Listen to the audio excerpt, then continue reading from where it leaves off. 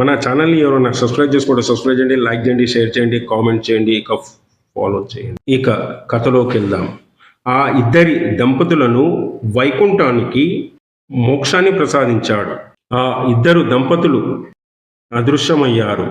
అయితే తొండమానుడు, స్వామి మరి నా పరిస్థితి ఏంటి అని అడిగినాడట.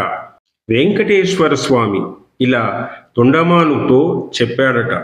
ఓ తొండమాను రాజా, నీవు ఇక్కడే వైరాగ్యంతో నా భక్తుడవై ఉంటావు అని చెప్పి స్వామివారు మాయమై కొండపైకి వెళ్ళిపోయారట. అందుకే ఆనాటి నుండి ఈనాటి వరకు కూడా మొదటి నైవేద్యము స్వామివారికి మట్టి పాత్రలోనే పెడతారట. నమో వెంకటేశాయ.